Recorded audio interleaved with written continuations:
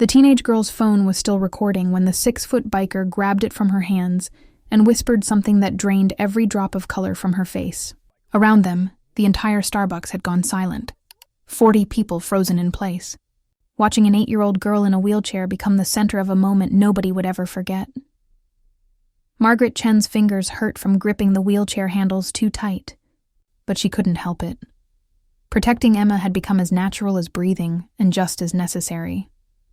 8 years old, paralyzed from the waist down, hands that trembled from cerebral palsy, and a voice that struggled to form words clearly.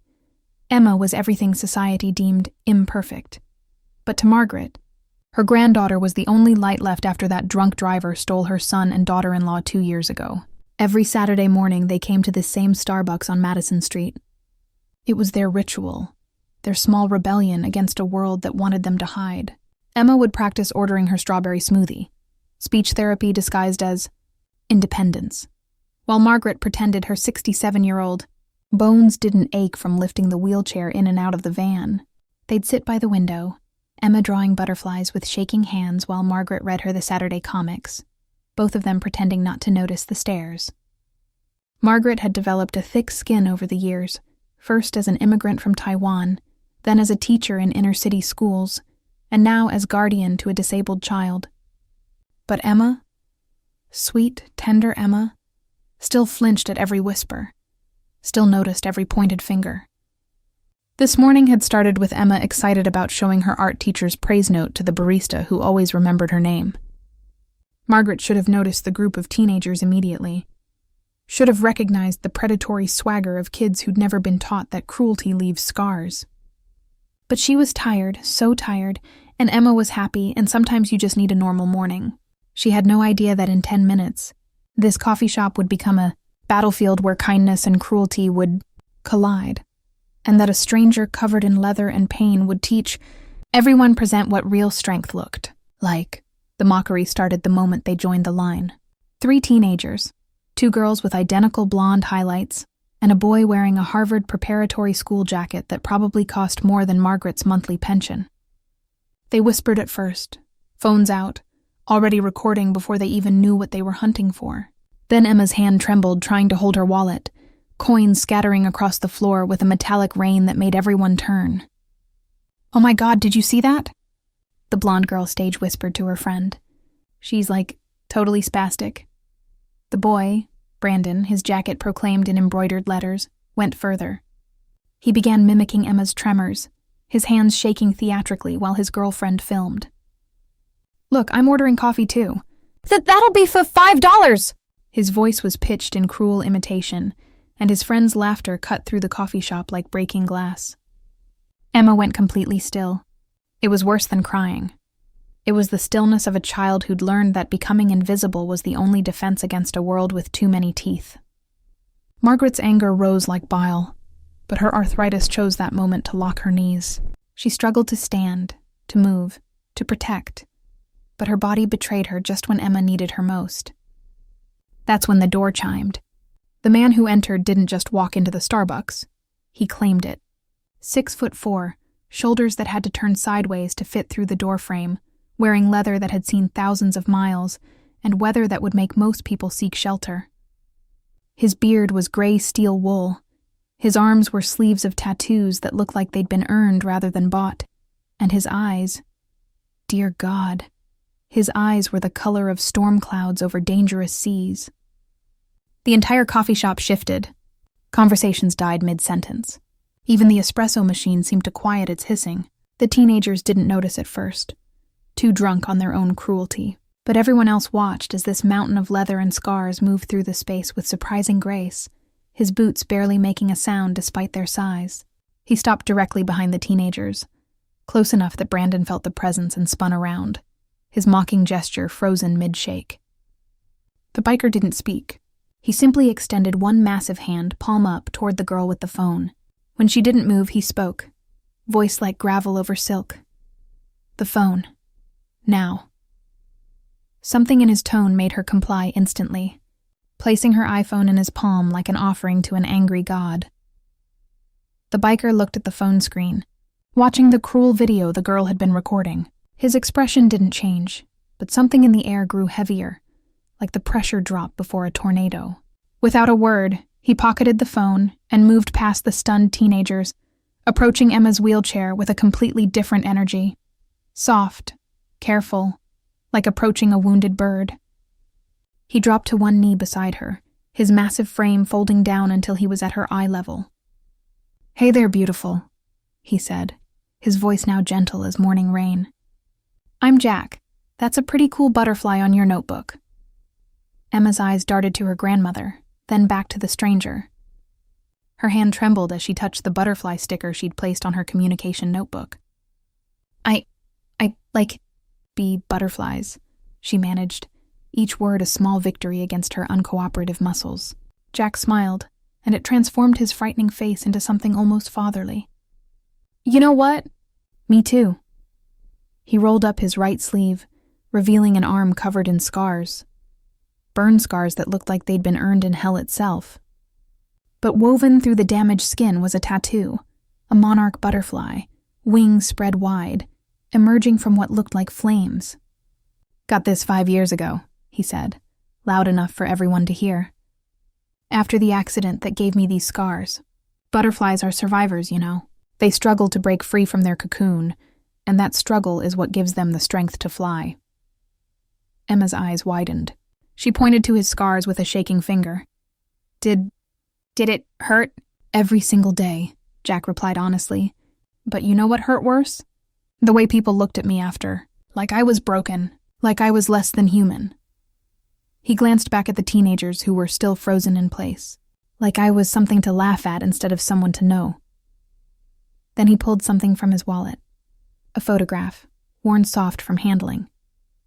"This is my daughter Lily," he said, showing it to Emma first, then holding it up so the teenagers could see. "She was born with cerebral palsy, just like you.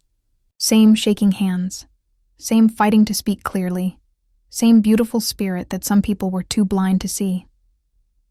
The temperature in the room seemed to drop 10 degrees. "Was?" Margaret asked softly, already knowing from his use of past tense. Jack's eyes never left the teenagers as he answered. "She took her own life 3 years ago. 16 years old. Left a note saying she couldn't take one more day of being the punchline to everyone's joke." The blonde girl who'd been filming gasped, her hand flying to her mouth.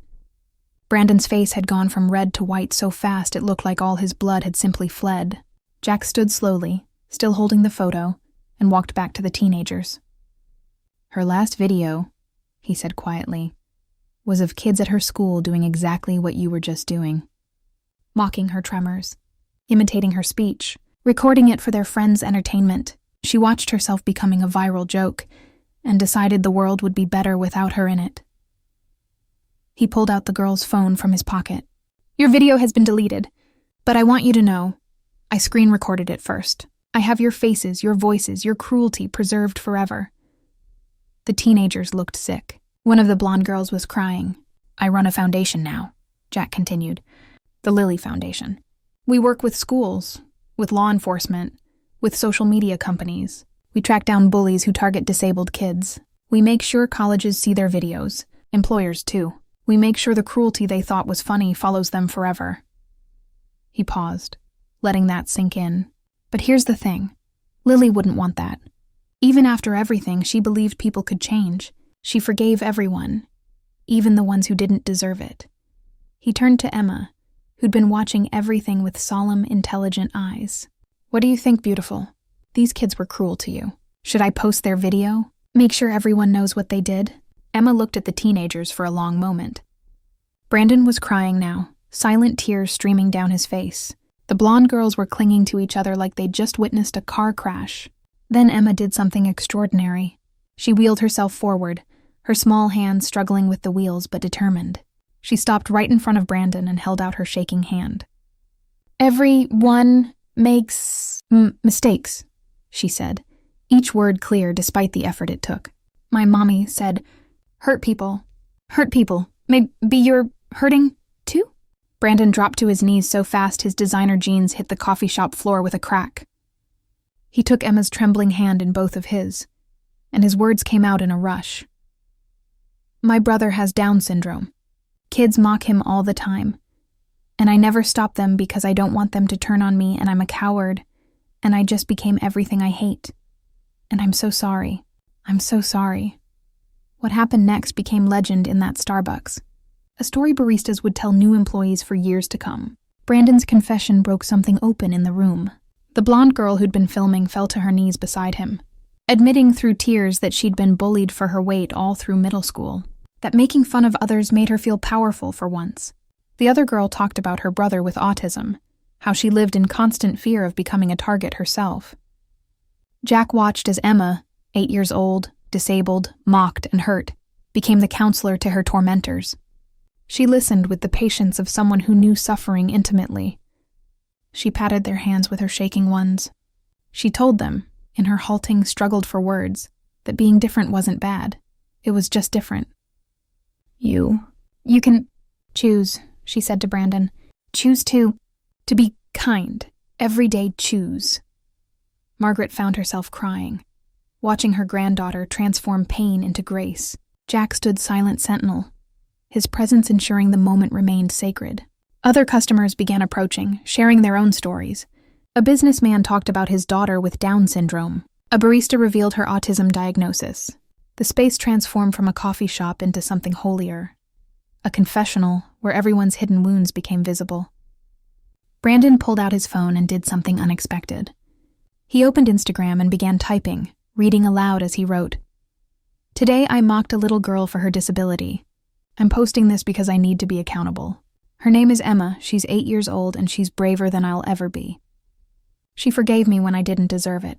If you see someone being mocked for their differences, don't be me. Be better, be like Emma." He showed it to Jack before posting.